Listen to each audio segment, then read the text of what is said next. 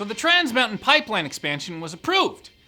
Again, by now, we should be relatively familiar with the reasons people are opposing the project. We've heard how it will boost emissions, how it will kill the whales, how it's harder to clean up a bitumen spill than an oil spill, how it will murder everyone in Burnaby.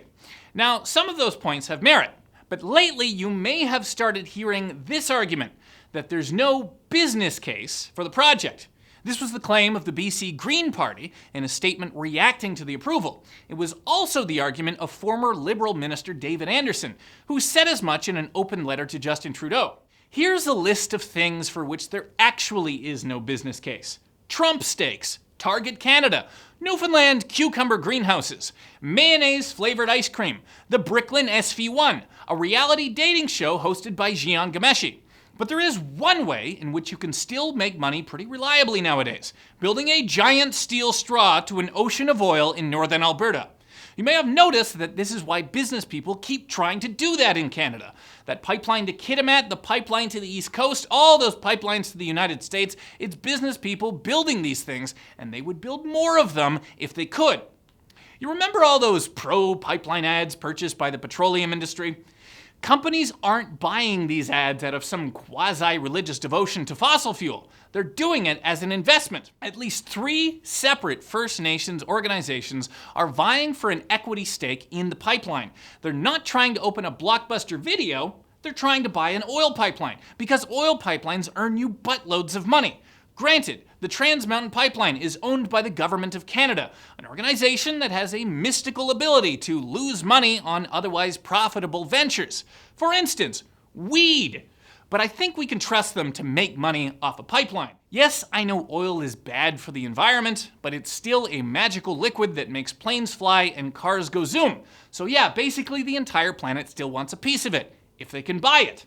Hey, even Jay Inslee buys Alberta Oil. The climate change candidate for the Democratic presidential nomination just happens to be governor of a state that gets 1/3 of its oil through the existing Trans Mountain Pipeline. Most of the rest comes from Salish sea tankers.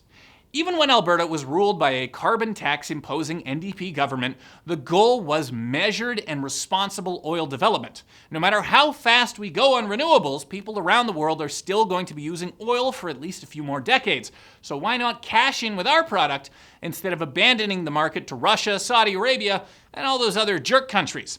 The argument from even your most granola-munching Edmonton lefty was essentially, yeah, we know petroleum is bad and we hope our children know a world in which it is obsolete. However, better that the oil comes from us than God knows where. And then you had the counterpoint.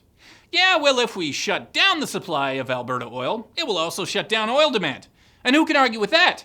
After all, remember when we banned drugs and everybody just stopped taking drugs?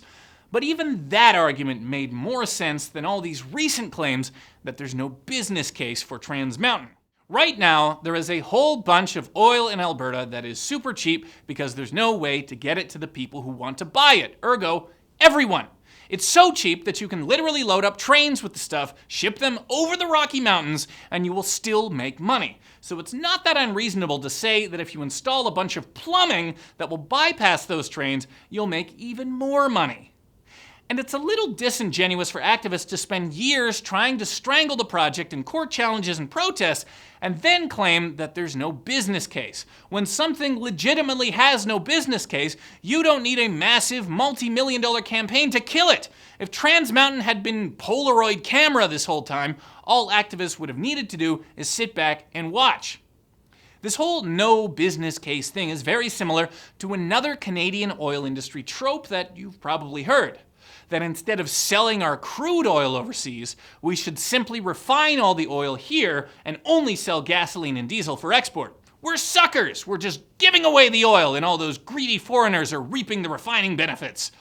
So I want everyone to just have faith in the ability of oil companies to know how to make money. There's a lot of things oil companies don't do all that well, but relentlessly raking in cash isn't one of them. If they're not refining the oil, there's probably a good financial reason. And if they spend years and years going through the red tape of trying to build a Canadian oil pipeline, they probably have a good fiscal reason for that too.